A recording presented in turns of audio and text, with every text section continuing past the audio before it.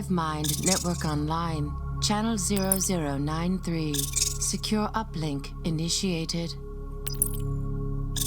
Stinger OS now active.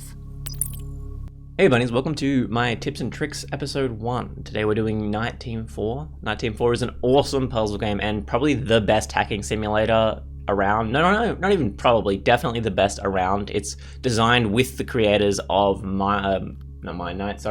Hacknet, which was probably the best hacking simulator before this one.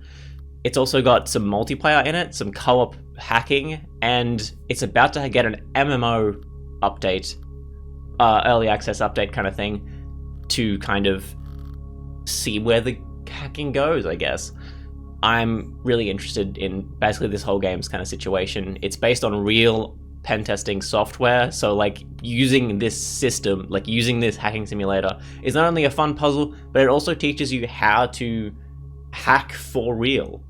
So that's interesting. Tips number 1. It's a puzzle game, so there's almost always a quick and next to instant solution for all of your searches, cracks, all those kind of things. If the bar goes up and nothing happens, that means that you've done something wrong.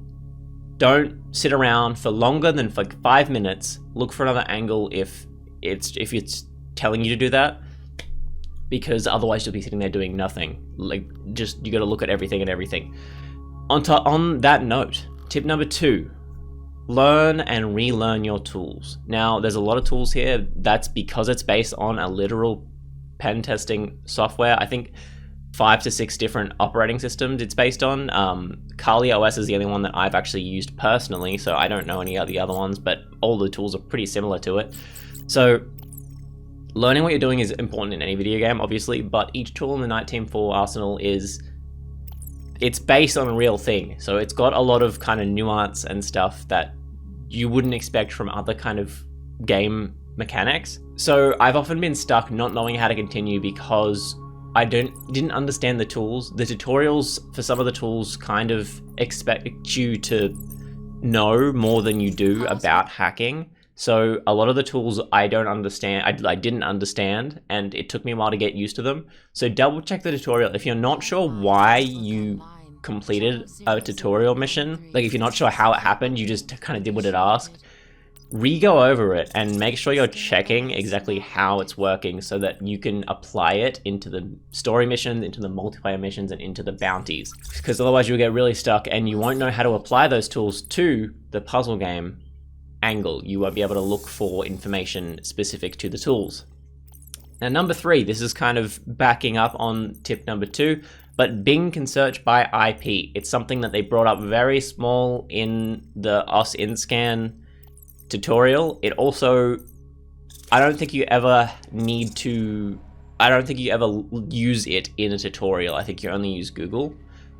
So it's something I constantly forget, and it's something I brush over super quick. It comes up a lot during the final chapters of the main storyline, so keep it in the back of your mind at all times, because there's a good chance that you won't need to use it for like the first 50% and then use it a shit ton right at the end. So Bing can search for IPs, Google cannot. For reference, the way you use that is if you have an IP, search Bing first, because there's no reason not to search Bing first if you found an IP.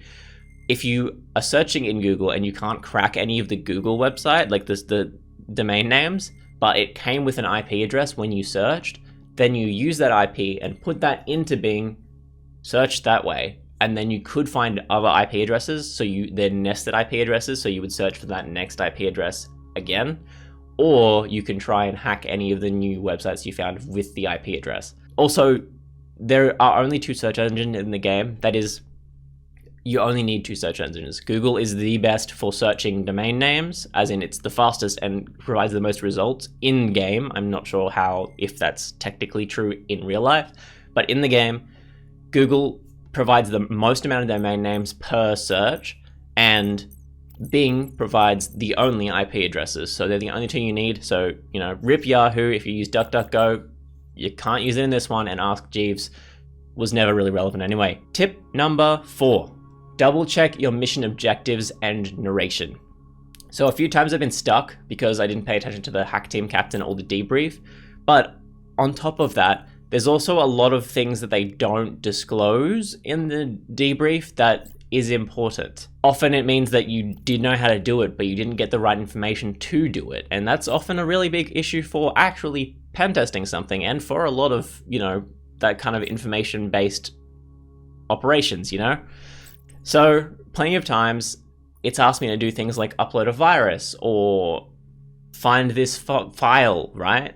And they're stored in your localhost. There's a lot of information stored in your localhost for each mission, actually, but mostly in the documents section. But sometimes it's in specific countries' intel folders, depending on what country you're working for at that time during the mission, will tell you what folder to check for the information that you need. So there's, I think, 2 or 3 times that you need to upload a virus into some dark web website.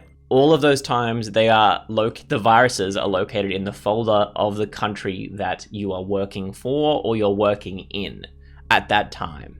So keep an eye out for that. Remember, if you need to upload a virus specifically in the documents, there's a good chance that it's in a folder in your localhost somewhere hiding. Tip number 5, keep hyper aware of private information. This is something that I actually faced a lot during my last stream of Night Team 4. So when you're in someone's computer and all the good stuff is locked behind, a password or just a lot of private information, what do I do to fix that? So I got to dig for a lot of information so I can password crack, or I can find another entry point. So it's really easy stuff once you learn about the user password cracking specifically, because it just auto does everything, and it does it faster and it does it more efficiently if you learn more about the user. So sometimes people mention usernames in phone conversations, which obviously gets you the hacking in the first place, but they also sometimes get places and people, favorite websites, names, all that kind of stuff, and all those things work really well for the password cracking. But also sometimes they even mention IP addresses that you can use to find another entry point to the place you need to be, and that's really important for the cracking. A note about the cracking: the extra user info, the extra details, the fields underneath the name and age, they all get a tick when you've gotten the correct password for the username, correct information for the username. I know that sounds cheaty. It's, again, a puzzle game. It is a hacking simulator, but it's first and foremost a puzzle game, and you need to have a solution to every problem. So that's an easy way to give you a little tick and say you're doing the correct thing, keep going, just to kind of speed you along your process of whatever mission you're doing at that moment. Yeah, so to reiterate, this is a puzzle game. So many users in forums try to crack passwords or brute force their way through search engines to try and find something to crack, and just like hitting all the tools and letting it run for like an hour trying to figure it out. Like some people use a Google search and go for like 20,000 results. Don't. If a password crack takes longer than 5 minutes, cancel it, look for something else, or look for more information, because that's automatically that I assume that that's wrong. If it's over 5 minutes, that's wrong. You've gotten the wrong information, you've gotten the wrong username, you've gotten the wrong something, and you need to look for something else. If an OSINT scan, if you need to scan for more than 1,500 results, I found, for Google and Bing, that also means you're wrong. Anything over 1,500 isn't worth looking for. I've found out that almost all of the main storyline, I'm not sure about the multiplayer stuff, but the main storyline, if it's over 1,500 results on the OSINT scan, waste of time, don't bother checking it. 1,500 is the maximum that they add for like the usernames. Usually if there's more websites for a specific thing, it'll add more during those 1,500. It won't add extra. I do 1,500 because it's pretty fast, but I think 1,000 works just as well also. So it's up to you.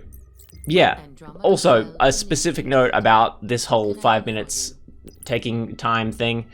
There isn't a mission objective where they specifically tell you to run it, and it'll say like over 15 minutes, but if they specifically tell you to run it in the mission, that's obviously do that, because there's a reason for that.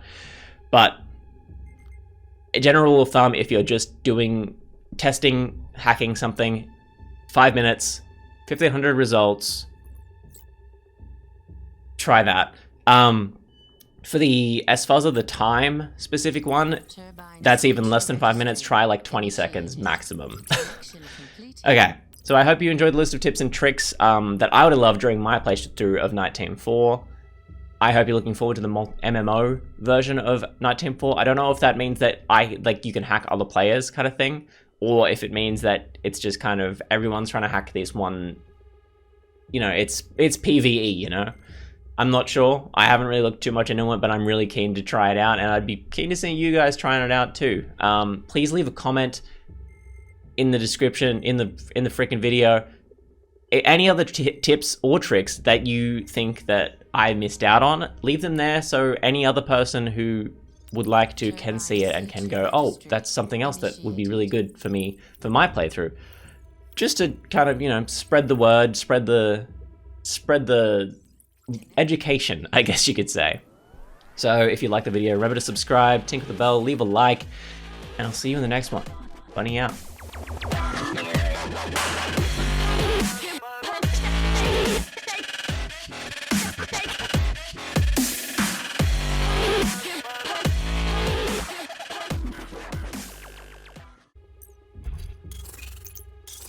Closing root access. Goodbye.